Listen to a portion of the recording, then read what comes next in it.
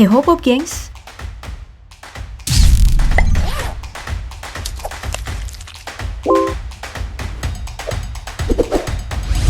Apakah kamu sepakat kalau aku bilang permainan sepak bola itu bukan sekedar olahraga tapi juga sebuah seni? Soalnya para pemainnya itu nggak asal tendang sana-sini, semacam pementasan orkestra yang melibatkan kolaborasi berkat latihan keras para 11 pemain. Dan salah satu metode menendang di titik penalti pun menjadi salah satu bagian yang membutuhkan skill berseni. Alhasil, terciptalah berbagai tendangan penalti paling fenomenal dalam dunia sepak bola. Yuk disimak sampai habis.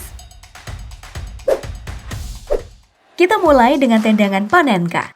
Teknik yang digunakan saat melakukan tendangan penalti, di mana sang penendang memasukkan bola dengan mencungkilkannya ke arah tengah gawang. Tendangan ini dianggap cukup sulit diprediksi. Soalnya saat penendang akan mengeksekusi penalti, kiper pasti akan terburu-buru melompat ke kanan atau ke kiri untuk menghalangi bola menciptakan skor.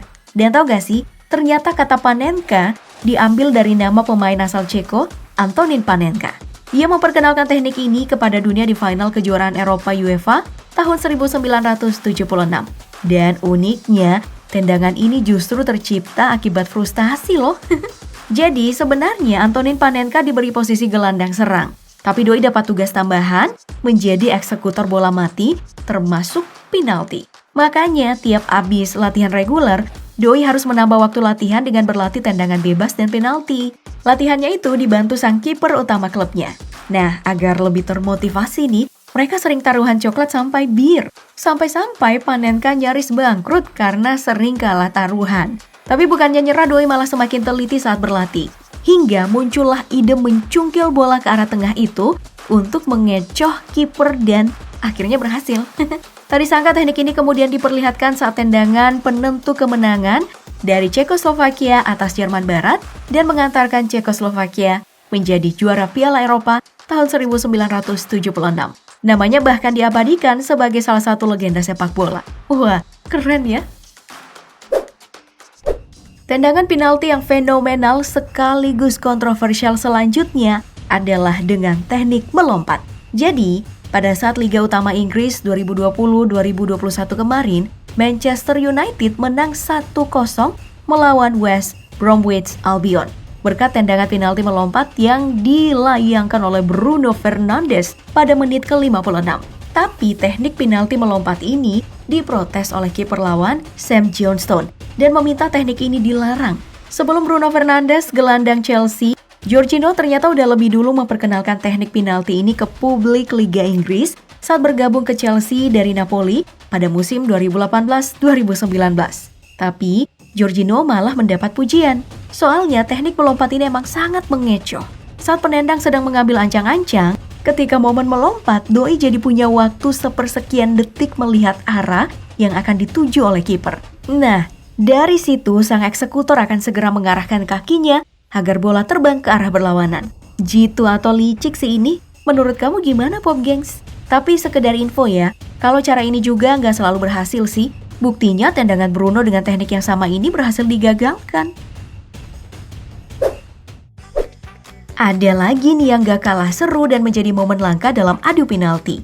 Momen ini terjadi di Thailand. Dalam adu penalti antara tim Bangkok Sport Club melawan Satri Antong di Pathum Thani, Thailand, tanggal 21 Oktober 2017 lalu.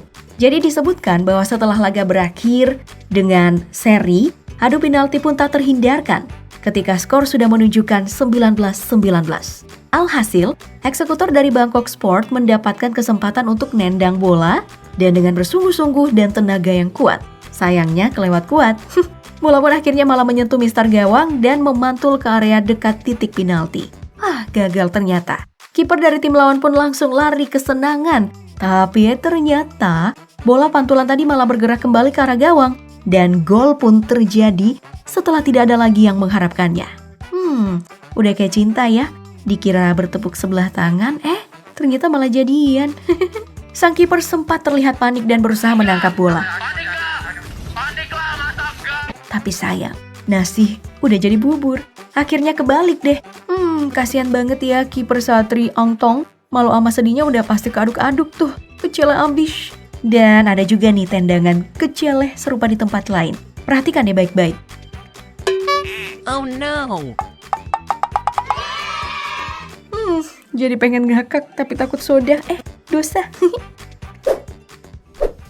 Berikutnya ada tendangan penalti dengan teknik diumpan. Caranya itu seperti ini nih. Terlihat jauh lebih mudah mengelabui lawan dengan cara ini kan? Tapi ternyata trik mengumpan seperti ini hanya berlaku untuk hukuman penalti pada saat bermain normal atau bukan babak adu penalti aja. Para pecinta bola pasti udah tahu, saat tendangan penalti artinya sang penendang punya kesempatan menembak bola ke gawang. Kalau bolanya dihalau kiper atau udah sempat kena mistar, artinya para pemain lainnya masih bisa memanfaatkan bola muntah itu. Tapi ternyata tidak semudah itu, Pop Gengs. Buktinya, ada tendangan dengan trik serupa justru seharusnya tidak sah. Ini salah satunya, saat pertandingan Barcelona melawan Celta Vigo. Jadi, pada penalti yang didapatkan pada menit ke-82, awalnya Messi terlihat akan melayangkan tendangan langsung. Tapi siapa sangka, Messi justru mengumpan bola agak menyamping dan Luis Suarez dengan sigap menangkap umpan dan gol pun tercipta. Lantas, di mana tidak sahnya? Kan ini tendangan penalti hukuman. Dan yang penting bola udah kena sentuhan Algojo. Bola jadi hidup dong. Jadi bebas mau dimainkan lawan atau kawan. Hehe, tenang. Mari kita putar ulang tayangan ini.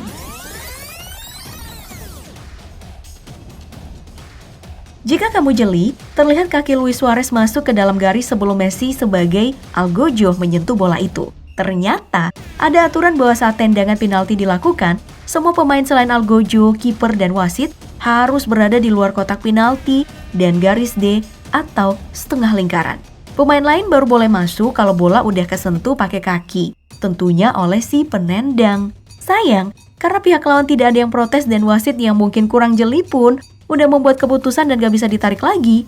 Gol yang mestinya gak sah ini jadi sah deh. Oh, begitu ternyata. Kalau yang diumpan tadi ternyata tidak seberapa, yang ini ada tendangan penalti tergolong unik dan langka. Pemain sepak bola asal klub Rubin Kazan ini telah mencetak penalti yang luar biasa di Liga Pelajar Nasional Rusia tahun 2018 lalu. Gimana gak luar biasa? Algojo yang mendapat kesempatan melakukan tendangan penalti kala itu adalah Norik Afdalian. Saat peluit berbunyi, Doi melakukan hal yang tidak disangka-sangka dengan melakukan jungkir balik sambil cetak gol. Wow! Berkatnya, timnya yang menang dengan skor 4-0 FC Rubin Kazan atas FC Azamat Cheboksary kala itu. Hebat banget ya. Mungkin kipernya bisa menggagalkan gol ini dengan melakukan jungkir balik juga kali ya. Mana sempat. Sama unik dan langkanya tendangan penalti yang dilakukan oleh Teyap Awana dari UEA kalau timnasnya ini melakukan laga persahabatan melawan timnas Lebanon. Laga persahabatan yang dilangsungkan di hari Minggu 17 Juli 2011 di Khalifa bin Zayed Stadium menjadi saksi tendangan penalti ala Teyap yang setelah mengambil ancang-ancang untuk nendang bola, begitu mendekati bola, Doi malah membalikan badannya lalu nendang bola menggunakan tumit kanannya. Saking terkejutnya dengan pemandangan gak biasa ini, kiper tim Lebanon kala itu yang tak lain adalah Hazan Moghnieh sampai gak bisa menggagalkan gol. Wah,